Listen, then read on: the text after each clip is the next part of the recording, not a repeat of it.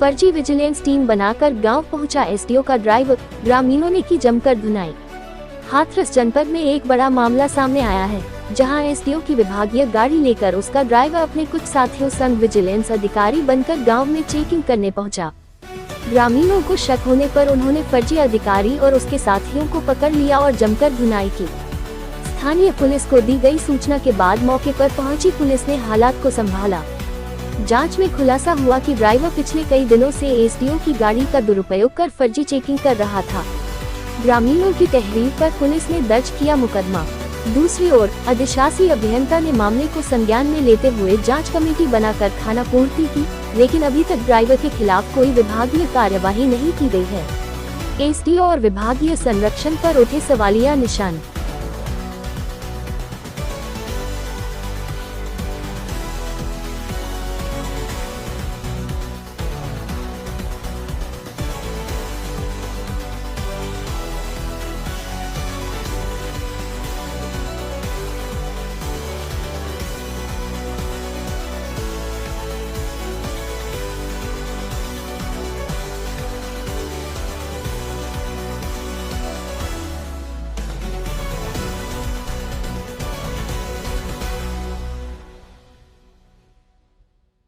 क्या नाम है सर आपका?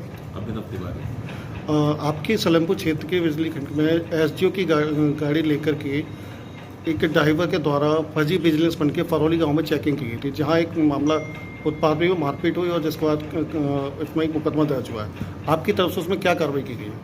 इसकी सूचना अभी कल रात में मुझे ग्रामीणों द्वारा और थाने हाथरस जंक्शन से मिली थी, जिसके संबंध में एक जांच समिति गठित की जा रही है 2 सदस्य की। जांच समिति में जो भी निष्कर्ष होगा, जिसकी भी भूमिका संदिग्ध पाई जाएगी, उसके ऊपर कार्रवाई होगी। इसमें ड्राइवर के ऊपर आपकी तरफ से क्या कार्रवाई की जाएगी? हमारे विभाग में जो भी गाड़ियां लगाई जाती हैं वो कार्यदायी संस्था के माध्यम से लगाई जाती है, निविदा के माध्यम से लगाई जाती है। अगर ड्राइवर के खिलाफ तो कार्यदायी संस्था के खिलाफ भी कार्रवाई होगी। जिस तरीके से एसडीओ की गाड़ी लेकर के ड्राइवर निकले, क्या इसमें एसडीओ साहब की भूमिका संलिप्त पाई जाती है? जांच समिति द्वारा जो भी निष्कर्ष दिया जाएगा, यदि उनकी भूमिका संदिग्ध पाई जाएगी तो उनके खिलाफ भी कार्रवाई होगी।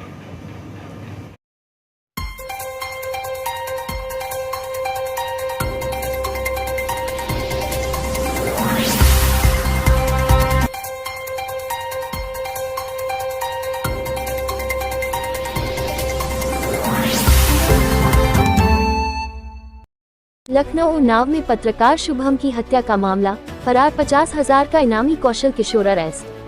एसटीएफ ने उन्नाव से कौशल को किया गिरफ्तार। अवस्थी फार्म हाउस के मालिक से पत्रकार की थी रंजिश के चलते शुभम की गोली मारकर हत्या की गई।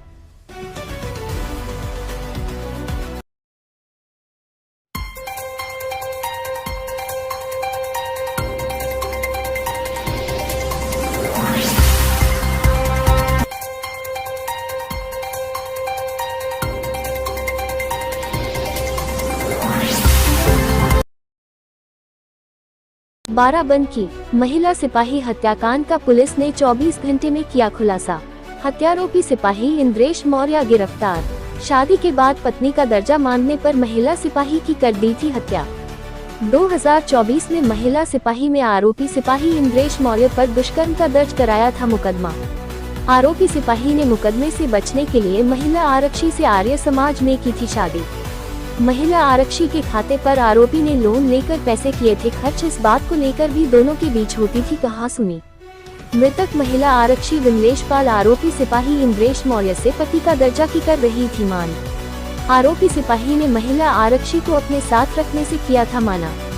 सिपाही इंद्रेश मौर्य ने महिला सिपाही से पीछा छुड़ाने के लिए बनाई हत्या की योजना। 27 जुलाई को मिलने के बहाने बुलाकर उतारा मौत के घाट। लोहे की रॉड से सिर पर किया हमला। महिला सिपाही के शव को हाईवे के किनारे झाड़ियों में फेंककर हुआ फरार। भयारा मोड़ के पास से पुलिस ने आरोपी सिपाही को गिरफ्तार कर कब्जे से घटना में प्रयुक्त कार व लोहे की रॉड को किया बरामद। पुलिस अधीक्षक अर्पित विजयवर्गीय ने प्रेस वार्ता कर दी जानकारी। एस उत्तरी विकास चंद्र त्रिपाठी एवं क्षेत्राधिकारी रामनगर गरिमा पंत भी रही मौजूद। मसौली थाना क्षेत्र के बिंदौरा हाईवे के पास का पूरा मामला।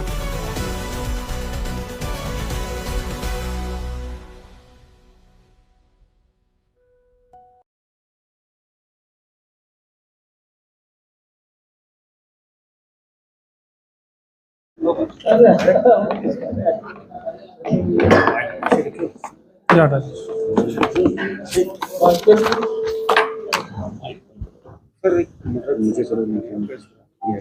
आप सभी लोगों को अवगत कराना है। कल दिनांक 30/7/2025 को थाना मसौली क्षेत्र के हाईवे पे ही खेत में एक लेडी कांस्टेबल जिसका नाम विमलेश पाल था, जो हमारे थाना सुबेहा में पोस्टेड थी, उसकी डेड बॉडी मिली थी, जिसको हम लोगों ने पोस्टमार्टम हेतु और बाकी चीज़ों के लिए हॉस्पिटल भेजा था। इस क्रम में आप सभी लोगों को अवगत कराना है कि आज इस घटना का हमारी टीम ने सफल अनावरण किया है, जिसमें एक कांस्टेबल जिसका नाम है इंद्रेश, उसको हम लोगों ने अरेस्ट किया है आज।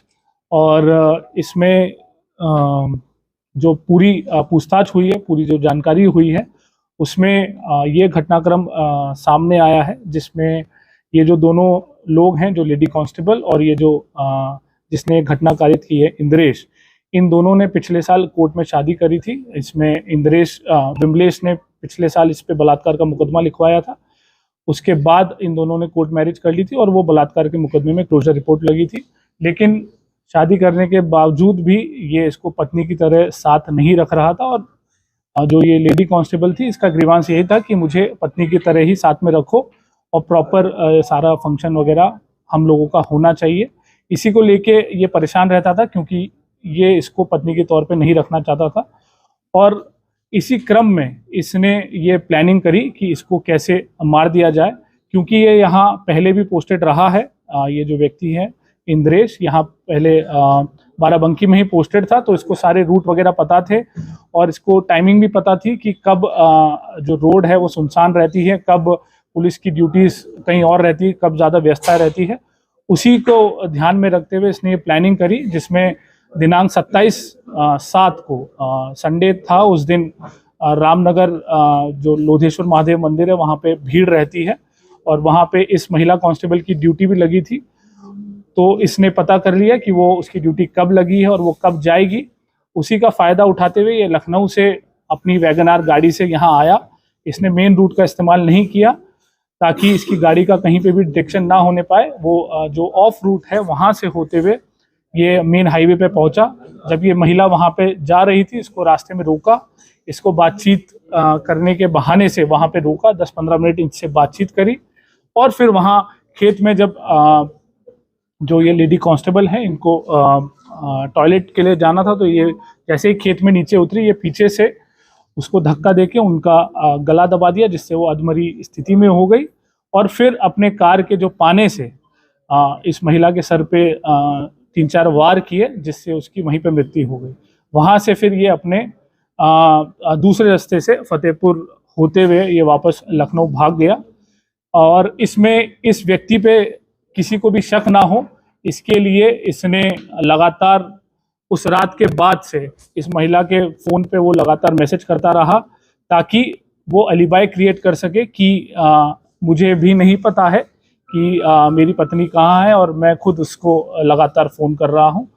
पर इसमें हम लोगों ने सारे साक्ष्य संकलन किए, जिसमें तमाम सीसीटीवी फुटेज और बीटीएस और सर्विलांस का इस्तेमाल करते हुए हम लोगों ने ये चीज़ और एविडेंसेस निकाले हैं, जिसमें ये व्यक्ति लखनऊ से बाकायदा अपनी वैगन-आर गाड़ी से यहाँ आया। करीब हमारे पास 5 फुटेजेस भी मिली हैं, जहाँ बीच में ये जाता हुआ दिख रहा है, और फिर घटना कारित करने के बाद भी हमें सीसीटीवी फुटेज मिली है। इसके अलावा जो इन लोगों की आपस में उस घटना वाले दिन की जो बातचीत है, उससे भी काफ़ी हमें क्लू मिले हैं, जिसमें इसने शाम को 7 बजे इस महिला से बात करके उसकी लोकेशन ली और फिर अपनी प्लानिंग उस हिसाब से की। तो ये चीज़ें मोटी मोटी निकल के आई है, और इसमें हमने जो घटना में प्रयोग कार है वो बरामद की है। जो इसने पाना यूज़ किया था वो बरामद किया है, और मृतका का जो बाकी जो पहचान पत्र इसके पास थे वो भी हम लोगों ने इससे बरामद किए हैं। तो ये जो घटना है, इसमें हमारी सर्विलांस, एसओजी और थाने की टीम ने काफ़ी मेहनत करके काफ़ी चीज़ों पे एक साथ काम करते हुए 24 घंटे के अंदर अंदर ये घटना का सफल अनावरण किया। ये चीज़ भी पता नहीं है। जैसे एक कारण तो मैंने आपको बताया है कि ये जो लेडी थी वो चाहती थी कि इसको ये पत्नी की तरह रखे, क्योंकि इसने बाकायदा कोर्ट मैरिज की थी।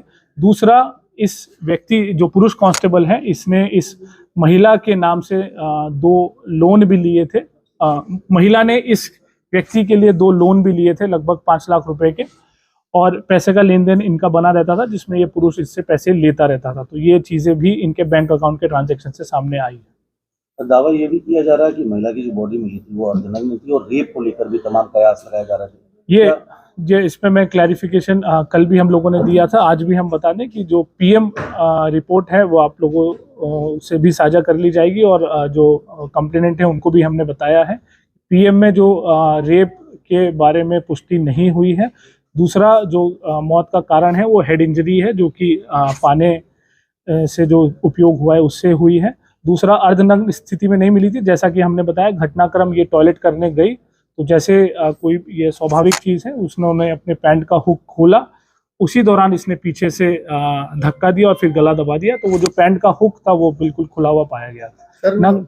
जी, अर्धनग्न अवस्था वाली जो चीज़ है वो बिल्कुल गलत है। भैया इससे पहले एक दिन पहले स्कूटी मिलती है, फिर जो उस पे जाती है, ढाबे पे जाती है, तो वो फिर उसमें जैसे होता है ना कि कैसे कांस्टेबल नहीं पहुंची है यार, नहीं जो स्वाभाविक उसके लिए विभागीय कार्रवाई होती है। जो कोई भी पुलिस लिखा हुआ था, अगर वो नहीं, तो मैंने आपको बताया ना, नंबर जो है इस पुरुष का रजिस्टर्ड था उसमें, और उस पुरुष ने रात में अपना फोन बंद किया हुआ था, तो जिसकी वजह से उससे संपर्क नहीं होने पाया। आरसी महिला के नाम। इन दोनों के बीच में कितनी देर संवाद चल रहा था?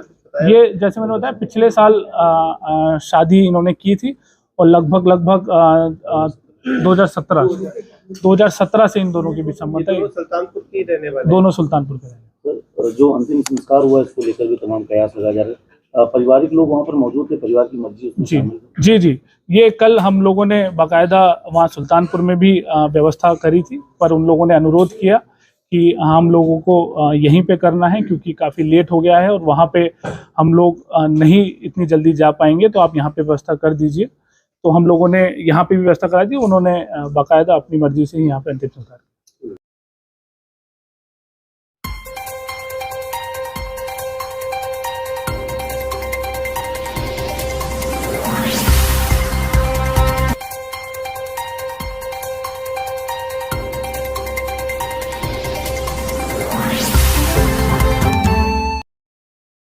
नवागत जिलाधिकारी प्रियंका निरंजन जिला अधिकारी का कार्यभार ग्रहण किया। गोंडा नवागत जिलाधिकारी प्रियंका निरंजन सबसे पहले सर्किट हाउस पहुंची, जहां उनका स्वागत किया गया। इसके पश्चात सीधे जिला अधिकारी कार्यालय पहुंची और यहां से कोषागार पहुंची, जहां कार्यभार ग्रहण किया। इस अवसर पर जिलाधिकारी का अप्रायुक्त, मुख्य विकास अधिकारी, मुख्य राजस्व अधिकारी, अपर जिला अधिकारी, जिला विकास अधिकारी, सिटी मजिस्ट्रेट आदि अधिकारियों द्वारा बुके भेंट कर स्वागत किया गया। इस अवसर पर जिलाधिकारी ने कहा, मुख्यमंत्री की प्राथमिकता गरीबों को न्याय प्रदान करना मेरी प्राथमिकता होगी। मूल रूप से उत्तर प्रदेश की रहने वाली प्रियंका निरंजन 2013 में IAS बनी थी। प्रियंका झांसी जिले के गरौथा तहसील की रहने वाली है। इनके पिता ठेकेदार हैं और मां हाउसवाइफ हैं। मिर्जापुर की जिलाधिकारी बनने से पहले बस्ती जालौन जिले की DM, मिर्जापुर की मुख्य विकास अधिकारी और विशेष सचिव, सिंचाई एवं जल संसाधन विभाग, उत्तर प्रदेश लखनऊ रह चुकी है। गोंडा चौथा जिला है जिलाधिकारी का पदभार ग्रहण किया है।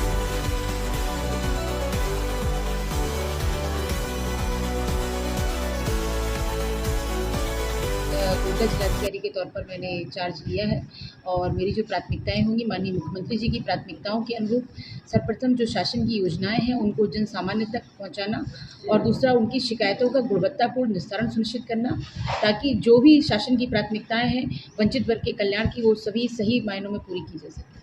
खास जैसे कि मैंने कहा, माननीय मुख्यमंत्री जी की प्राथमिकताओं के अनुरूप सभी जन सामान्य के कल्याण के लिए कार्य करना और उनकी शिकायतों का निस्तारण। बाकी शेष जैसे ही शासन के निर्देश के अनुसार ही हम लोग सारी कार्रवाई करेंगे। शिकायतों को लेकर माननीय मुख्यमंत्री जी ने जैसे जनता दर्शन की जो हमारी व्यवस्था रखी है, जनता दर्शन में शिकायतों का गुणवत्तापूर्ण और समयबद्ध निस्तारण सुनिश्चित किया जाना, IGRS इत्यादि शिकायतों का भी गुणवत्तापूर्ण निस्तारण सुनिश्चित किया जाना, यही हमारे प्रशासन की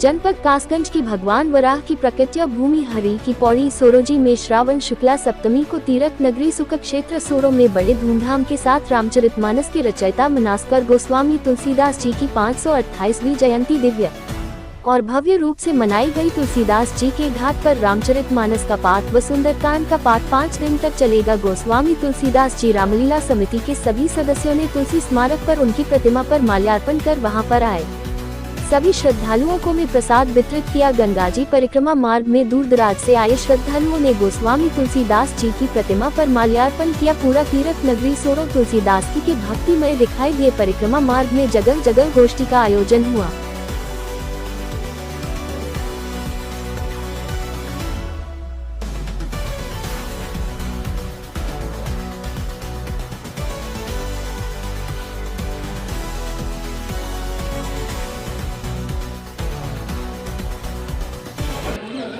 क्या नाम है आपका? मनीष पंडा जी, महामंत्री श्री रामलीला गोस्वामी तुलसीदास रामलीला कमेटी सोरो।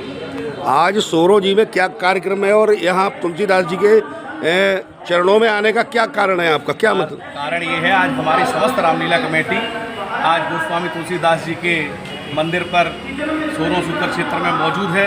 यहाँ गोस्वामी तुलसीदास जी का माल्यार्पण हुआ है और ये सोरो सुकर क्षेत्र पावन धारा भगवान बराह की मोक्ष स्थली है, गंगा मैया का तट है यहाँ। और आज श्रावण शुक्ला सप्तमी के लिए गोस्वामी तुलसीदास जी की जन्म दिवस है आज, और इसके लिए हम सभी समस्त रामलीला कमेटी गोस्वामी तुलसीदास जी के मंदिर पर यहाँ मौजूद है और माल्यार्पण किया है। और जैसे हर वर्ष की भांति हमेशा प्रभु श्री राम की लीलाओं का मंचन बड़े ही धूमधाम से हुआ है और इस वर्ष भी रामलीला का मंचन बड़े ही धूमधाम के साथ सोरो सुकर क्षेत्र गंगा जी के तट पर होने जा रहा है। आज क्या क्या प्रोग्राम है यहाँ तुलसीदास जी के? आज यहाँ पर तुलसीदास जी के रामचरितमानस का कल से पाठ स्टार्ट हो चुका है। सुंदरकांड का पाठ होगा, भव्य भव्य प्रोग्राम होंगे यहाँ पर। और यहाँ पर समस्त सोरो सुकर क्षेत्र के अलावा पूरे देश से यहाँ आदमी तुलसीदास बाबा का दर्शन करने आता है। और हम सभी मांग करते हैं कि तुलसीदास कॉरिडोर यहाँ सोरो जी सुकर क्षेत्र में बने।